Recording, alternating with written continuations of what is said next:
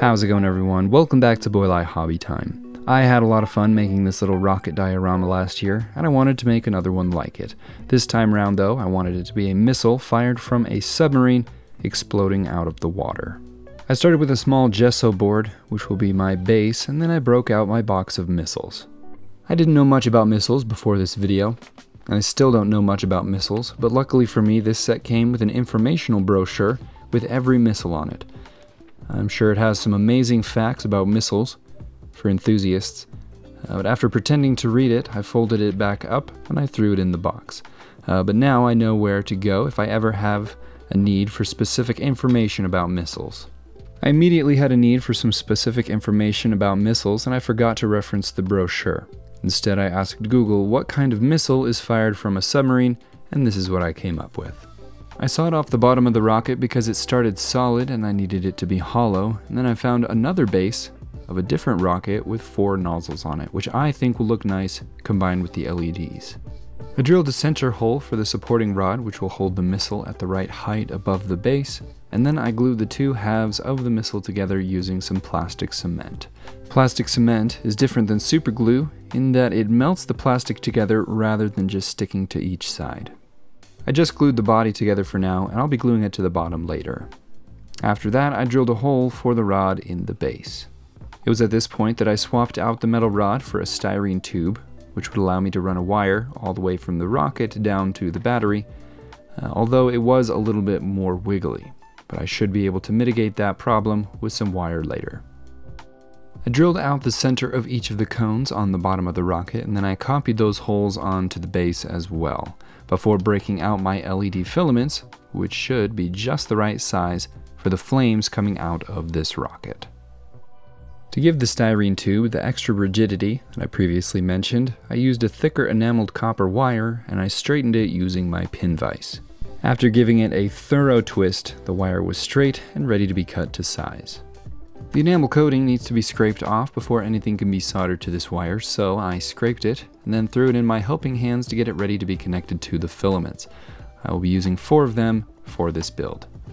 I bent the ends of each filament with all the positive leads wrapping around each other, and then I crimped them together before adding the solder. I then connected them to the top of the copper wire, and I put the bottom of the rocket through the center pole, followed by all of the filaments through their respective holes. I then stuck the whole assembly into the base, and I pulled each of the filaments through and I soldered them in pairs to keep them from coming out. I welded the bottom of the rocket to the tube, and then I glued the tube to the base at the other end using some super glue, pushing up on it while I was doing that to make sure that those filaments stayed as taut as possible. I then connected each pair of negative leads together under the base and soldered them to a black wire, and I connected a red wire to where the positive lead is. I didn't have what I needed on hand to finish up the wiring, so I took a little break to make some water. This method for making water is one of my favorite crafting techniques, and I learned it from a channel called Scale-a-Ton. I will link his channel below. The results are great and it costs next to nothing, making it very approachable, even for beginners. The basic idea is to create the uneven volume beneath the waves using wadded up noodles of foil.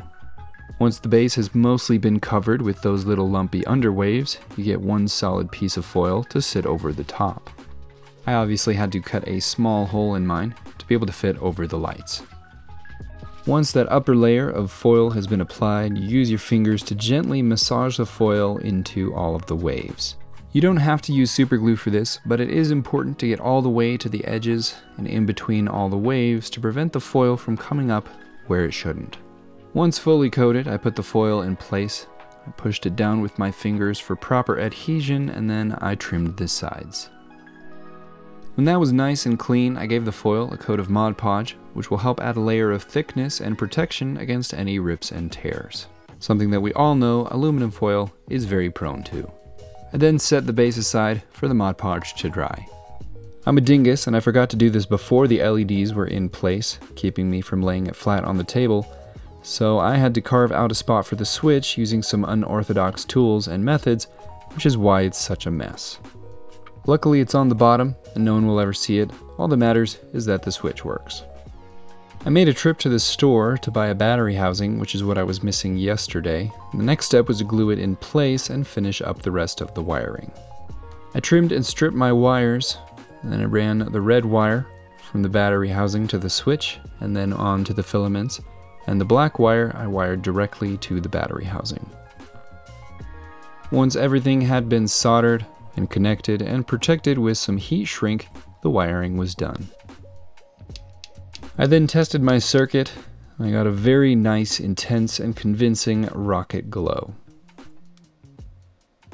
The next step was to glue the upper part of the rocket to the bottom of the rocket, and then move on to the rest of the painting. Moving on with the water making process, I gave the foil a full coat of white primer followed by a coat of deep sea green. The green was applied more selectively, avoiding full coverage at the peaks of the wave and more concentrated in the valleys. After that, a layer of translucent blue was sprayed over everything, and just like the green, it was focused more heavily on the middle of the valleys between the waves. The final step in making this thing look like real water is a coat of gloss varnish applied evenly across the whole sea. You can also tickle the crests of the waves a tiny bit with white if your sea is a little more stormy. My next step was to add some splashes where this rocket had left the water, using some fiber fill and a felting needle that was a gift from Craftsman. I gave the splashes a coat of Mod Podge, and to be honest, I'm not sure I love it. Luckily, most of it's going to be covered up by the smoke, so it's not a huge deal. I built up the smoke and I narrowed it as I got closer to the rocket, and this process got a bunch of fibers stuck to my fingers because of the superglue. But after getting the superglue under control with some accelerator, I got those rogue fibers out of the way using a butane torch. This method is quite finicky and a little risky, but if you're careful and take it slow, you can get the loose fibers to shrivel up and disappear almost entirely. The next step to make this polyester cotton look more like smoke was to add black paint to all the furthest areas and the undersides of the clouds, followed by gray from above. Because I have them, I decided to go ahead and use some water decals that came with the rocket rather than starting by painting by hand. I'm not always the biggest fan of water decals, but I do like to give them a try before resorting to paint. In this case, happily for me, the decals were nice quality and they went on just fine. These are the decals that came for this rocket. I don't know if these are the correct decals for a submarine-launched ICBM. I could probably find out if I read that brochure, but I think it looks just fine for this diorama. The last thing to do before I could launch this missile was to paint the sides of the diorama with black 4.0. And after that, I called it good.